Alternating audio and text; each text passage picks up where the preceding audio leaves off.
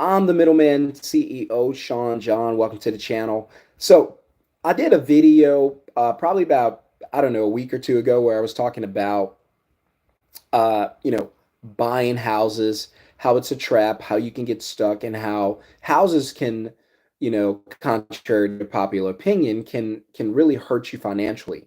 And because people stress out about buying homes, stress out about being homeowners, I call it loan owners because you don't ever really own it. And so I love when you guys send comments and ask questions or give your opinion. I'm cool with it. I always say as long as it's respectful to everyone on the channel, we're a go, right? And so I try to respond whenever I can. So I got one that I thought was worth doing a video to, and so I appreciate the question. And so I'm going to go through it and kind of break down the questions and give my response. Now, I'll tell you this. I'm not a professional when it comes to home ownership or home loanership.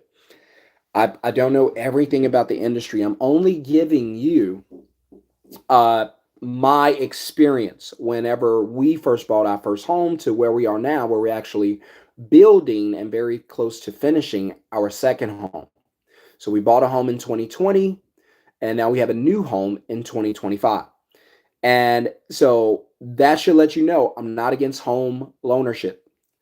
I'm not against you having a home. I'm not against you renting. I'm not against you buying. My thing is, if you're going to buy a home, just don't tie it to your job because that means you have to keep your job for 30 years, which is not where you want to be. That's financial prison. So if you guys are ready, smash the thumbs up. You're ready to get into this. I promise it's not going to be a very long video. Really quickly, also, before we dive into this, I'm going to be teaching coming up 7 p.m. I'm going to be teaching you how to use your phone. Yes, your phone from home to start a middleman side hustle. You're welcome to turn it into a thriving business. It's up to you. I've been doing it since 2020. That's all I do. That's how I take care of my family. That's how I bought a house. So what's a middleman business? A middleman business is simply a business that finds a customer for another business. We bring the two together and we get paid to do it. We don't actually do the work. So for instance, Uber is a middleman business. Uber finds riders and drivers, bring them together, and they get paid to do it. Uber doesn't actually themselves drive you around. It's someone using their vehicle or someone else's vehicle who does the driving, not Uber. So we're a middleman business. So I have a middleman business and I service the home cleaning industry and I service the moving industry and the website design industry. So what does that mean? I don't do websites. I don't even know how. I don't clean houses. I don't like cleaning my own. And I don't move your furniture and I ain't gonna move it. What I do is I find customers who need moving, need websites, need their home clean. When we do it, what we do is we book the customer, we capture the customer information, we take a $150 deposit for ourselves, and then we dispatch the work to an actual cleaner or mover or website designer who actually does the work, not me. So if I find a customer who needs moving, I take a $150 deposit. I make that deposit in a 5-minute, phone call or something, and or email or text. I make my deposit. I'm paid. The work goes to the mover who actually goes out and do the work, not me. So if you want to learn how to be the middleman, which I think is one of the greatest business models in the world because you don't have to do the work. You just introduce a customer to a business and get paid to do it. Anybody can do it from your phone. I walk you through it step by step. If you want to be in that training, that free live training coming up, put the word middleman in the comments below or click the link in the video description below to get your seat. If the link doesn't lead to anywhere, that means we are full, so move quickly. All right, let's get into this really quickly. Smash thumbs up if you're excited and ready to go. If you're new to the channel, because I thought about, not doing these channels, but people have been like, hey, keep the information coming. So at least, not a lot of people, but hey, at least some people are interested. So here we go. All right, so this is Danny Yo-Yo. That's a cool name. And Danny Yo-Yo asked this question yesterday. He said, since you're always renting, because remember, I tell you guys that, we'll get into it. So Danny Yo-Yo says, since you're always renting, why would you not want to be in a position to build equity? Secondly, renting, you are 100% building somebody else's equity. And then thirdly, inflation, houses, and rent is constantly going up, especially in Dallas, which is where we are. Why would you not want to put yourself in a position to cap some cost on rent payments?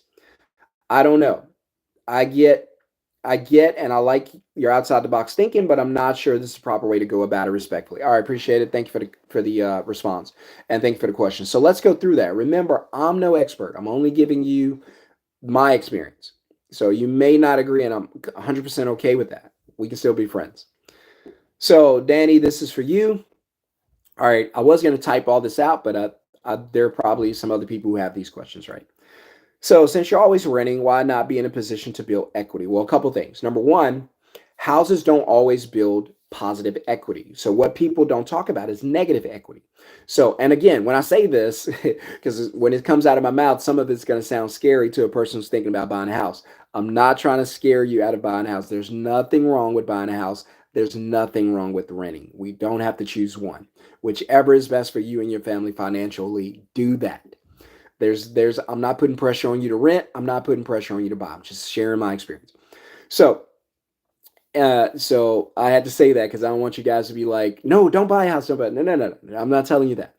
Only time I say don't buy a house is if you're going to buy with your paycheck, because I know based on me buying a house with a paycheck, it ties you to a 30-year mortgage. And if your only source of income is a job, that means you got to work for 30 years. To me, that ain't freedom. That's why I say that. But if you build a source of income like my middleman business that we built, right, since 2020, that thing made enough money for us to go buy a house. Now we don't need jobs. The middleman business pays for the house. That's all I was trying to share. So why not be in a position to build equity? Well, firstly, houses don't always gain equity. There is negative equity. So when people think about equity, they just think positive. No, there is negative equity, just like there's negative capital gains. So there is polarity. If there can't be one side of toast without the other. Right? So houses don't always gain equity. And because they don't always gain equity, then, by the way, if you have a question or comment, you're welcome to put it in the comments. If I see it, I'll respond to it. If you agree or disagree, let me know. And if you agree, smash thumbs up. That's cool. I appreciate it. So houses don't always gain equity, Danny. And the reason they don't, because it depends on when you buy. So equity is not going to be something that's guaranteed when you buy a home or anything, really. Equity is going to be when you buy. So I say the houses are right now, especially in the last couple of years, at the top of a market. So if you buy at the top of the market, chances are it's only going to go down. It can still go up just a little, but you're probably going to have to ride this thing down. My advice is always to wait until it crashes and then ride it up. That's how you get the equity. So case in point, I have some friends that are realtors right here in my neighborhood.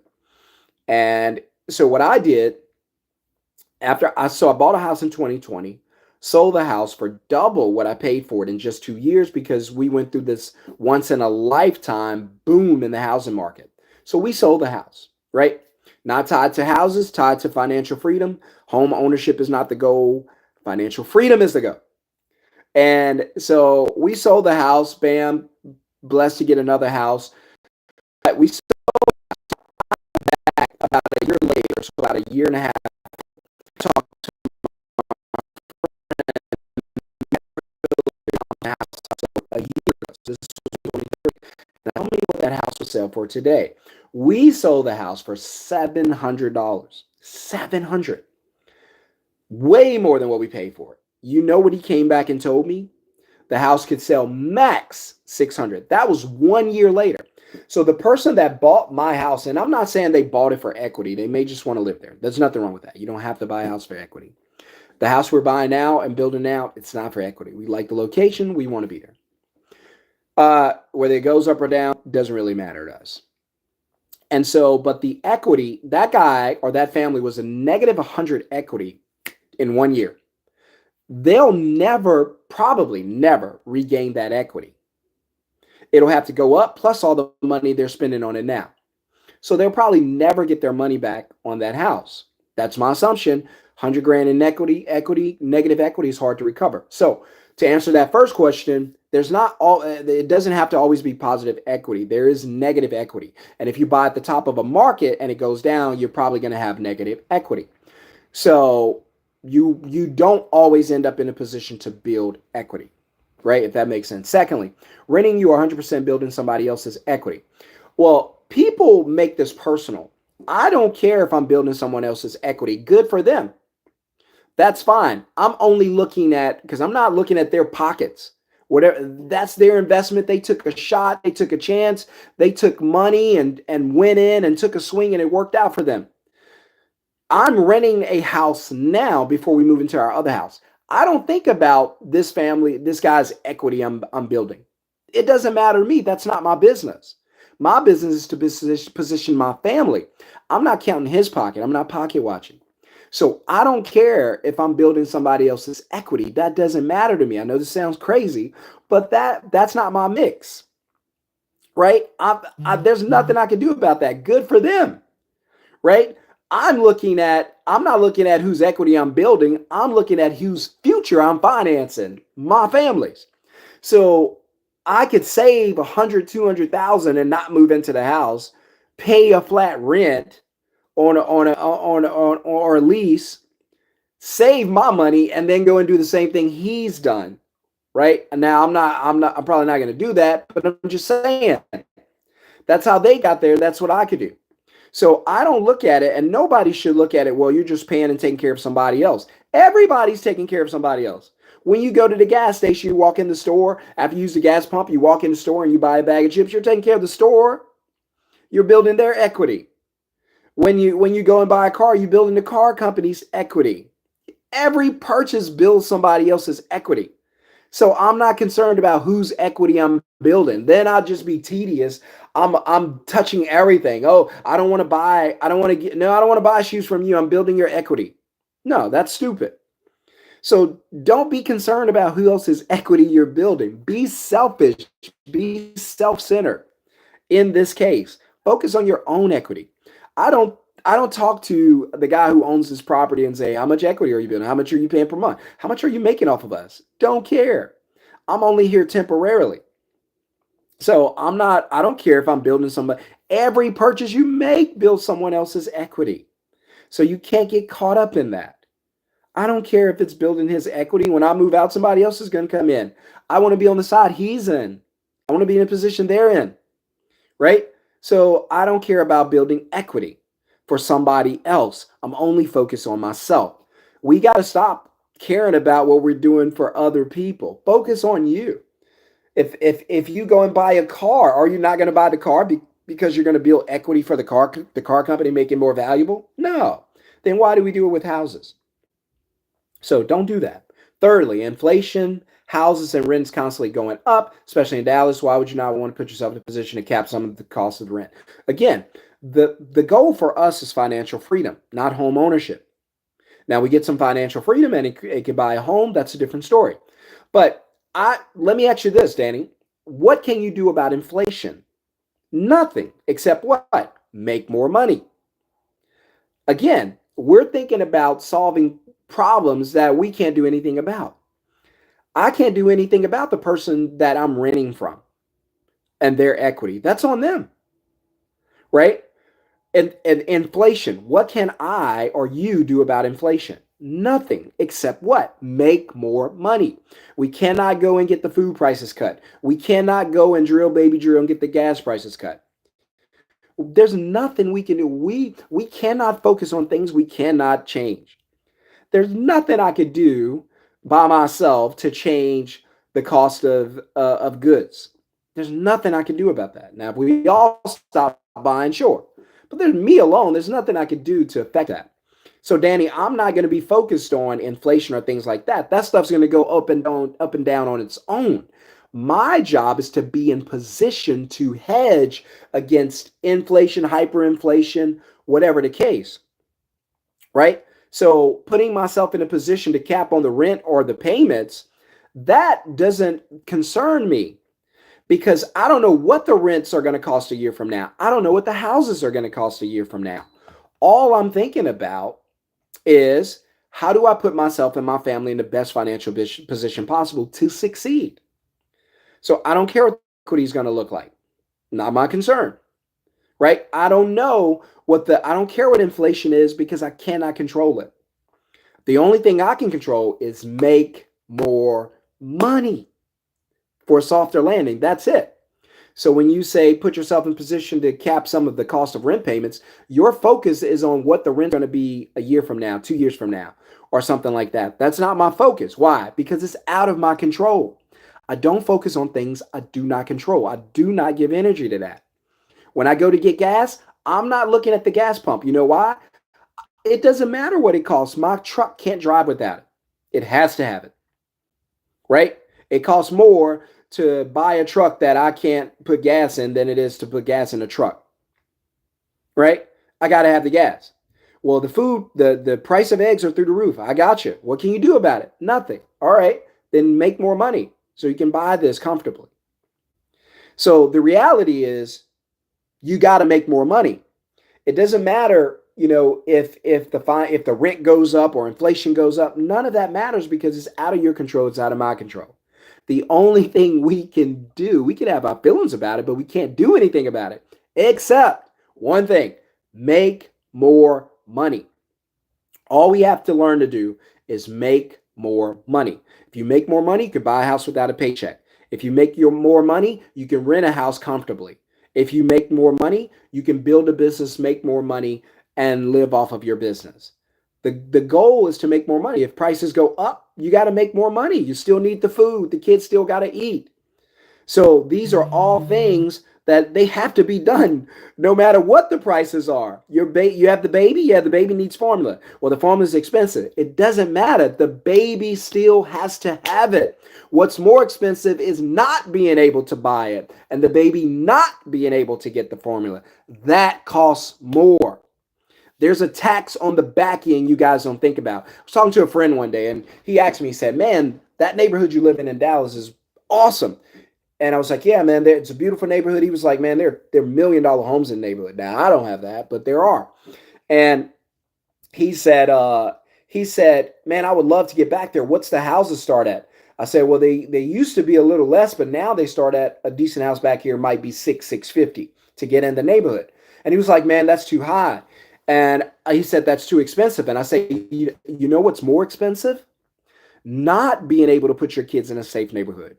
And don't get me wrong, there's no such thing as it's always safe. Not that. I'm just saying there's some neighborhoods where you feel safer going home to. That's a fact.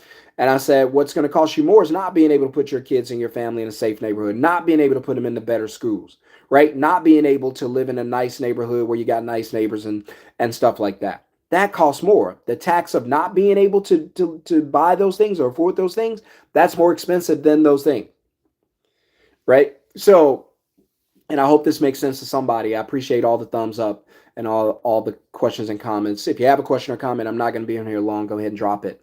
But I just wanted to get on here and share this because, again, Danny, and I appreciate you responding, man. You a lot of people have these questions, but they don't ask, and you did, so I commend you for that. And I'll read it back real quick just to recap. You said, since you're always renting, why would you not want to be in a position to build equity? The reason is simply positive equity is not a guarantee. Homes lose value. So if you buy at the top of the market, which right now it is, you're going to see houses go down. If you don't believe me, go look at the home prices for about the last 3 years, 2 to 3 years, and see if prices are going up or if they're going down. Now, I know in some areas, popular areas like Frisco, Texas, stuff like that, it does go up. Building a Disney theme park, stuff like that will make it go up. But for the average person, because you got to have $1 million to be in that spot, but for the average person, their housing prices are going to go down. Just like the one I sold, it's $100,000 less than what I sold it for already. Well, after a year. So there's your equity. Equity depends on when you buy and where you buy too. But when it comes to the where, the average person won't be able to be in that position anyway. So secondly, renting, you're 100% building someone else's equity.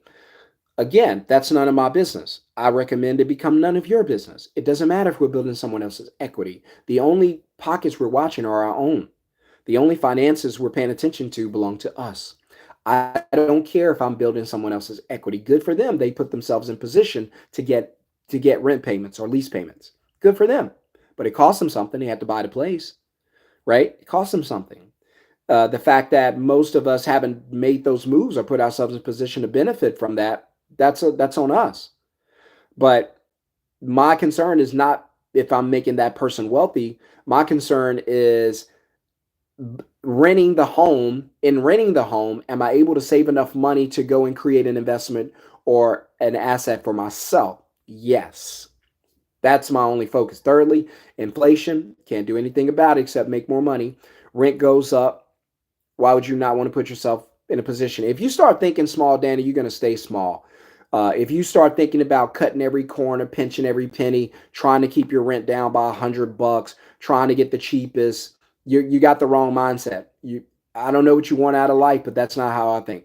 I want everything I can get out of life as possible. How much money you want to make? As much as possible. Well, Sean, that's pretty selfish. Okay, gotcha. Let me ask you this. How long you want to live? As long as possible, huh? Hey, that's pretty selfish. Exactly. So we got to change the vocabulary. We got to change the way I think. So you get an inside peek at my mind. I don't think like the average person. I used to be the average person. I don't think like that no more because it's very limited thinking. And I don't want to live in a world of lack. I want to live in a world of abundance. If I see a nice house and I want it, I want to be able to get it. See a nice car and I want it, I want to be able to get it. Right? If I put my hands on it and I like it, I want to be able to get it. So I don't want you guys going through life saying, just enough to get by. Don't think that way. Cut everything, live below your means. No, grow your means so you can live the life you want to live. Don't end up at the end of this life going, man, I wish I would have done this. I wish I would have tried that. Don't do that. Grow your means. You want, well, Sean, I want this house. This house is, $1 million. I can't afford it. Well, you definitely won't be able to afford it if you try to live below your means. How about you grow your means so you can one day get a house like that? That's a better way, and it gets the best out of you. So I hope, Danny, this answered your questions. Let me know in the comments, man. I hope this video helped a lot of people. Hit subscribe, hit thumbs up. Welcome to the channel. If you would like to learn how to start a middleman business from your phone, put the word middleman in the comments below. Join me in the free training. Do it quickly because I'm limiting the amount of people that'll be there. Because if it becomes too many, it can be chaotic. I can't answer everybody's questions, so I got to limit it. Go quickly. Click the link in the video description below to go get registered. Or just put the word middleman in the comments below. Put the word middleman down there, and I'll see you in the class. All right, guys, move quickly. Again, don't focus on other people's equity. Pocket watch yourself. Focus on yourself. Be very selfish when it comes to your money, your finances, and your freedom. I am. You should be too. See you guys on the next video. Have a blessed day. Peace.